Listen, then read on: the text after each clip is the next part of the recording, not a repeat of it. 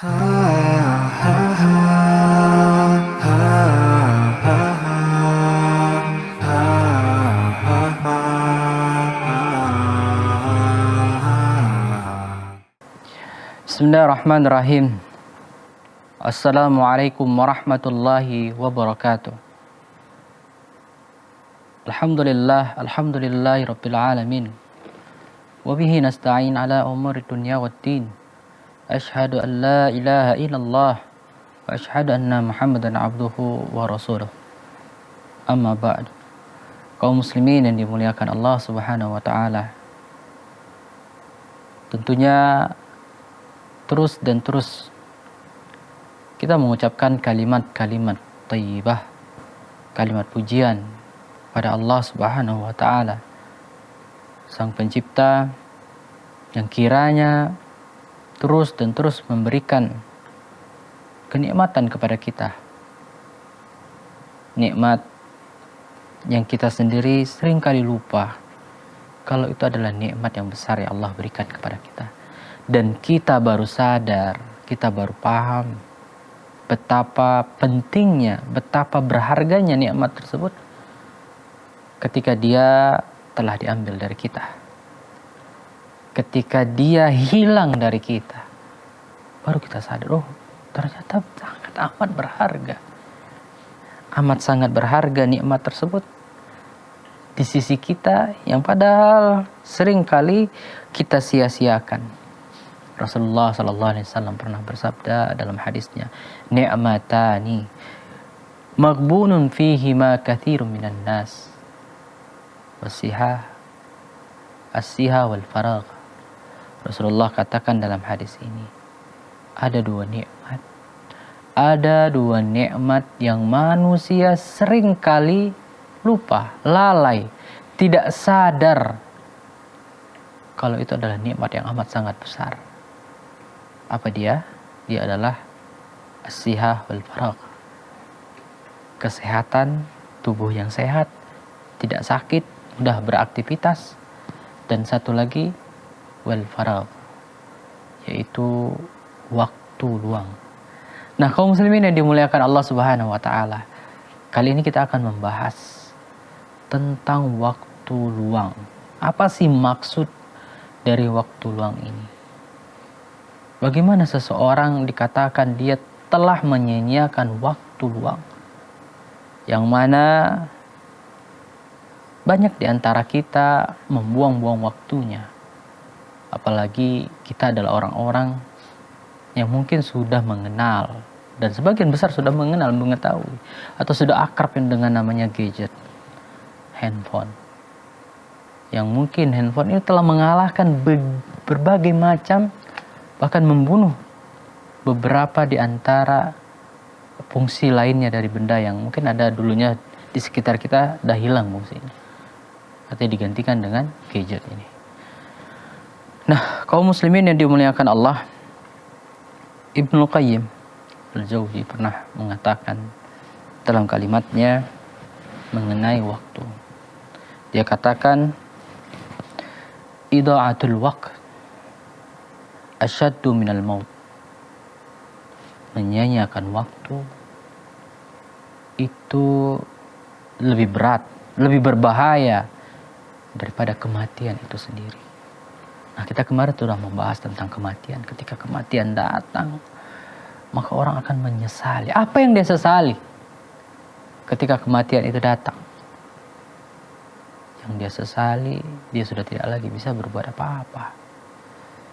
Dia sudah tidak lagi bisa menyiapkan bekalnya, bekal kematian dan perjalanan yang begitu amat panjang untuknya. Nah, ini senada dengan apa yang dikatakan oleh Ibnu Qayyim. Dia katakan, ida'atul waqt asyaddu minal maut. Menyia-nyiakan waktu itu lebih berbahaya, lebih parah daripada kematian itu sendiri. Kenapa? Li'anna ida'atul waqt tuqatta, atau memutuskan engkau anillah wal akhirah. Karena kau menyanyiakan waktu, itu memutuskan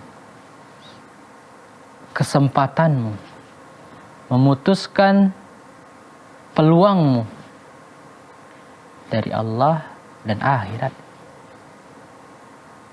Wa ammal maut, adapun kematian, yaqta'uka anid dunya wa ahliha.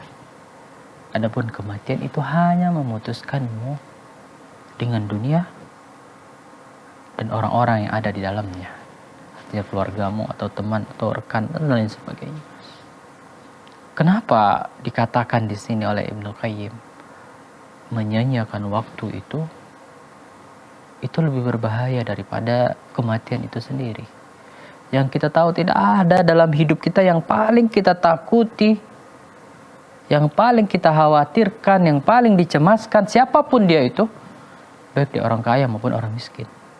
Orang kaya yang mungkin dia mau menukarkan nyawanya dengan semua harta yang dia miliki. Biarlah dia jadi orang miskin, yang penting dia tetap hidup. Tapi tetap tidak bisa. Tetap tidak bisa dia tebus nyawanya dengan harta yang dia miliki. Sekaya apapun dia. Walaupun dia memiliki dunia dan isinya. Karena Allah yang menggenggam nyawa-nyawa, jiwa-jiwa manusia. Nah, kaum muslimin yang dimuliakan Allah Subhanahu wa taala, coba lihat tadi. Kenapa bisa dikatakan menyia-nyiakan waktu lebih berbahaya daripada kematian itu sendiri, padahal kita tahu kematian adalah hal yang sangat menakutkan. Karena betapa singkatnya hidup kita dengan dunia dan betapa bodohnya, ruginya kita kalaulah kehidupan yang singkat tersebut, yang dikatakan bahkan 1 hari kita di dunia itu sama dengan 1000 hari di akhirat. Artinya apa? Kehidupan kita di akhirat 1000 hari itu dipersingkat jadi 1 hari kita di dunia. Allah musta'an. Bagaimana hidup kita di dunia kita sia-siakan. Ya, sebagaimana ada sebuah kisah seorang ibu di masa atau di zamannya Nabi Nuh yang dia menangisi anaknya yang berusia 60 tahun tapi dia mati. Dia katakan betapa singkatnya usia anakku ini. Namun apa jawaban dari Nabi Nuh? Insyaallah kita akan teruskan atau kita lanjutkan setelah beberapa jeda berikut ini.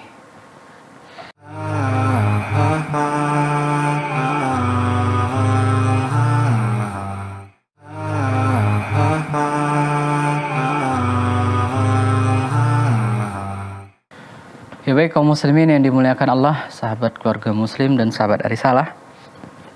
Kita lanjutkan kisah tadinya. Seorang ibu yang meratapi, menangisi anaknya yang wafat atau mati di usia 60 tahun. Di masa zaman Nabi Nuh. Ya kita tahu kalau di masa kita, usia 60 tahun itu udah dikatakan udah seorang kakek-kakek atau seorang nenek-nenek. Udah tua, dia sudah sampai ke garis finishnya. Seperti itu kalau kita di masa sekarang ini. Namun apa jawaban dari Nabi Nuh? Wahai ibu, ketahuilah di akhir zaman nantinya, Nabi Nuh menasihati ibu ini. Ketahuilah usia anakmu ini yang di masa itu, karena di zaman Nabi Nuh usia mereka itu sampai 1000 tahun lebih. Saking panjangnya. Jadi kalau ada yang meninggal 60 tahun itu berarti dia masih anak-anak, bahkan masih kecil, masih umurnya masih sangat singkat ya, masih kalau kita mungkin 5 tahun, umur 5 tahun dan sekitarnya, masih balita. Nah, dikatakan oleh Nabi Nuh, wahai ibu ketahuilah sesungguhnya nanti di akhir zaman, umat akhir zaman, umur yang anak meninggal ini adalah umur mereka yang sudah tua. Berarti batas mereka hanya sekitar 60 sampai 70 tahun sebagaimana Rasul kita menyampaikan umur umatku itu umur ummati antara 60 sampai 70 tahun. Nah, benar sejalan dengan apa yang disampaikan oleh Nabi Nuh. Maka apa jawaban ibu itu yang dia terkejut? Dia terkejut cuman segitu umur umat akhir zaman. Kata ibu itu kepada Nabi Nuh, ya. Kalaulah aku hidup, ini jawaban ibu itu yang perlu kita garis bawahi. Dia katakan, Kalaulah aku hidup di akhir zaman dengan usia hanya segitu, maka aku akan pergunakan semua usiaku itu untuk beribadah kepada Allah. Allahu Akbar. Coba lihat kaum muslimin yang dimuliakan Allah. Maka disinilah maksud dari Imam Ibnu Qayyim mengatakan bahwasanya menyia-nyiakan waktu itu jauh lebih berbahaya daripada kematian itu sendiri. Kenapa? Karena waktu yang kita miliki amat sangat singkat. Sampai dikatakan dalam Al-Quran itu, ketika ada seseorang yang dia dihidupkan kembali, dia katakan, aku hidup di dunia hanya sekitar 1,5 hari atau bahkan 1,5 jam.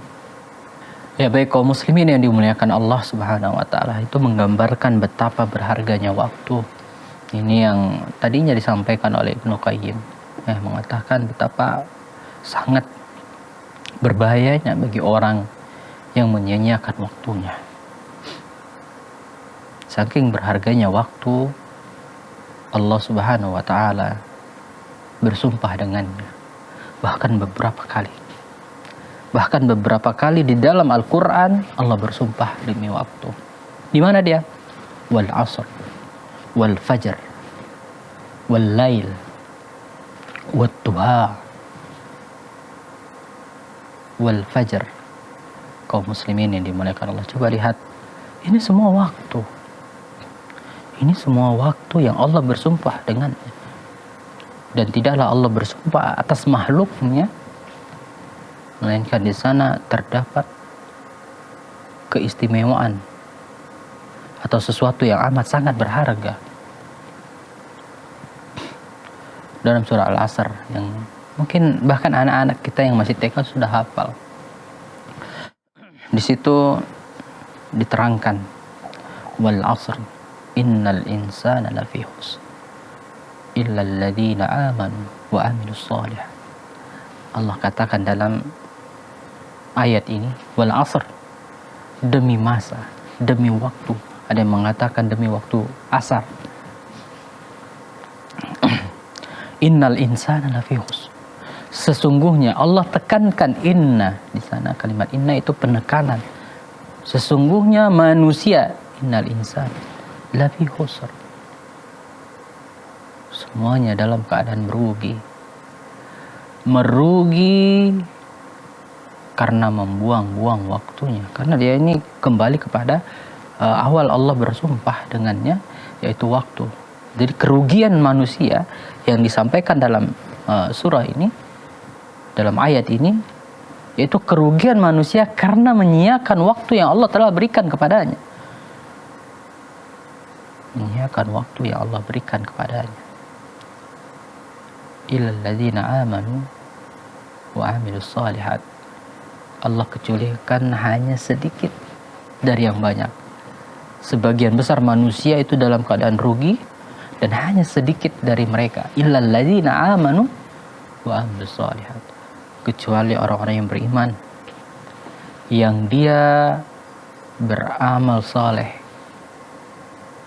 dengan iman dan waktu yang Allah berikan kepadanya. Inilah orang yang gak rugi. Karena apa? Dia orang yang cerdas. Sebagaimana kemarin kita sudah bahas, orang yang cerdas itu kata Nabi adalah orang yang dia mengingat kematian dan mempersiapkan dirinya untuk kematian itu. Waktunya tidak dia buang. Bahkan ada seorang ulama besar di Saudi, ketika dia lihat teman-temannya lagi duduk nongkrong minum kopi, dia datang. Dia katakan, seandainya aku bisa membeli waktu-waktu kalian, maka aku akan beli.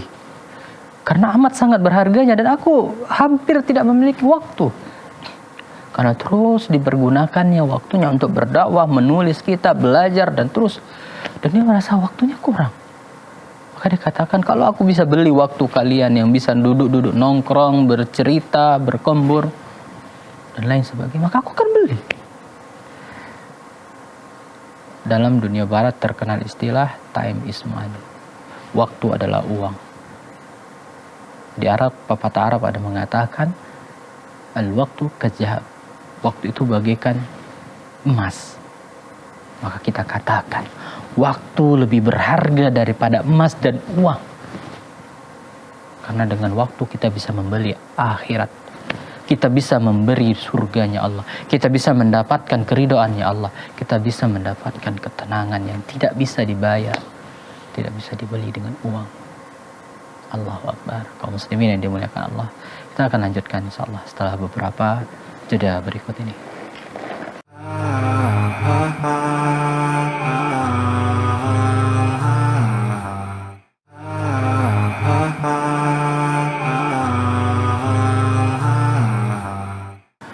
Ya, baik kaum muslimin yang dimuliakan Allah Subhanahu wa taala, kita lanjutkan di segmen yang terakhir, yang mana kita membahas tentang betapa meruginya orang-orang yang menyia-nyiakan waktunya, orang-orang yang membuang-buang waktunya dengan perkara yang sia-sia, dengan perkara yang kiranya dia akan merugi.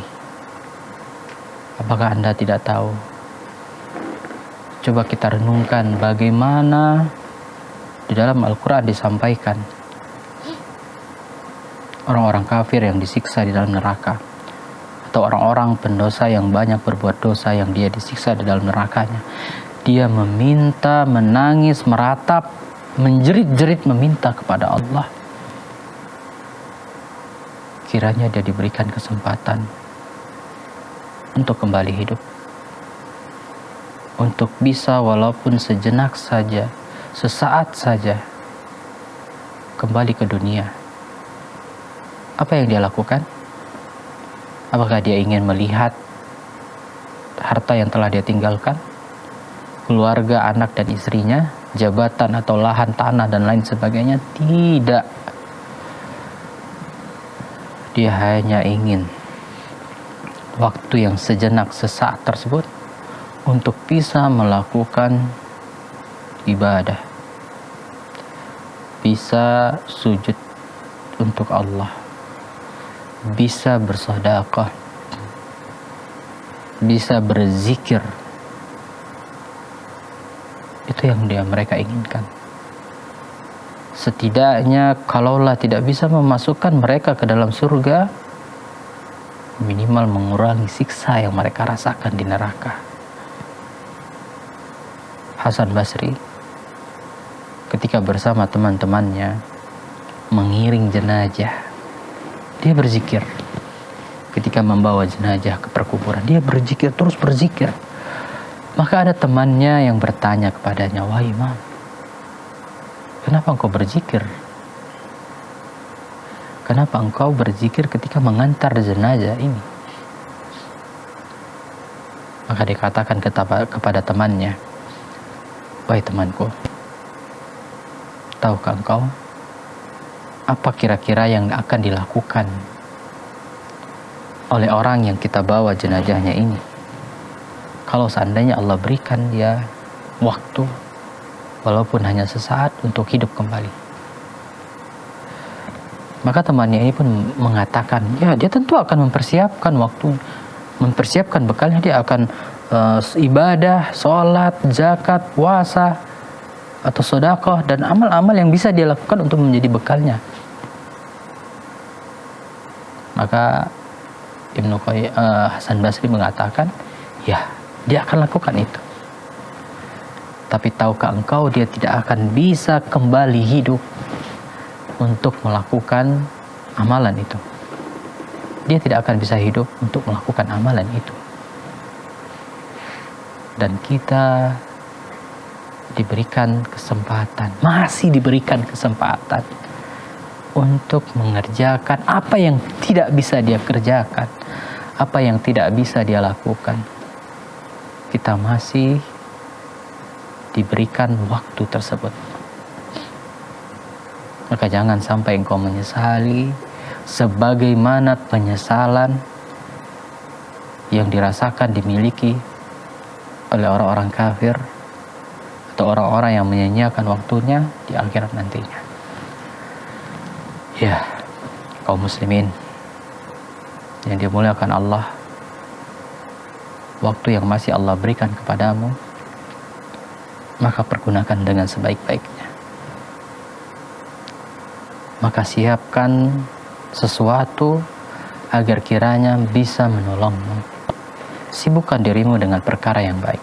Karena Ibnu Qayyim pernah mengatakan dalam kitabnya, dia katakan, kalaulah seseorang, jika dirimu tidak disibukkan, ya, waktumu tidak engkau sibukkan dengan perkara-perkara yang baik, perkara-perkara yang positif, maka engkau akan disibukkan dengan perkara-perkara yang sia-sia atau bahkan perbuatan dosa. Maka Ibnu Qayyim mengatakan jelas, kalau kau tidak sibukkan dirimu dengan perkara yang baik, kau akan disibukkan. Setan akan datang membisikkan kepadamu, mungkin awalnya adalah perkara-perkara yang mubah, tapi berlebih-lebihan, sehingga bisa engkau nantinya diseretnya kepada perbuatan yang buruk. Ibnu Mas'ud juga mengatakan, tidak ada hal yang sangat kusesali, amat sangat besar penyesalanku, kecuali ketika waktuku berlalu, usiaku, ajalku semakin mendekat, matahari tenggelam, tapi amalku tidak bertambah, tapi ibadahku tidak bertambah, pahalaku tidak bertambah. Itu yang paling aku sesali ketika berlalunya waktu dariku. Kaum muslimin yang dimuliakan Allah, maka ketahuilah waktumu adalah saat ini, detik ini, menit ini. Itulah waktumu. Adapun yang telah lewat darimu itu akan dihisap, akan dimintai pertanggungjawaban. Dan adapun yang akan datang, kau tidak tahu apa yang bisa. Jadi jangan ada istilah, nanti kalau sudah tua aku baru ibadah. Tidak, jangan. Kau akan menyesalinya. Ketika engkau baru mau ibadah, tapi ketika itu tubuhmu sudah tidak lagi bisa maksimal melakukan ibadah, sehingga sulit bagimu untuk khusyuk, berat bagimu melangkahkan kaki ke masjid, melakukan segala aktivitas seperti puasa, kau sudah sulit. Karena apa? Waktu mudamu kau habiskan untuk perkara yang sia-sia, bahkan perkara dosa. Orang yang menjaga di waktu mudanya, usianya, tubuhnya, jasadnya dalam kebaikan, maka Allah jaga di hari tuanya untuk kebaikan pula. Mudah-mudahan kaum muslimin yang dimuliakan Allah, kita termasuk orang-orang yang Allah inginkan kebaikan, selalu dibimbing kepada kebaikan tersebut, dan waktu-waktu kita isi dengan perkara yang baik dan dijauhkan dari perkara-perkara yang buruk. Amin, amin ya rabbal alamin. Akhirnya kita tutup dengan doa kafaratul majelis. Subhanakallahumma wa bihamdika asyhadu an la ilaha illa anta astaghfiruka wa atubu ilaik. Wassalamualaikum warahmatullahi wabarakatuh.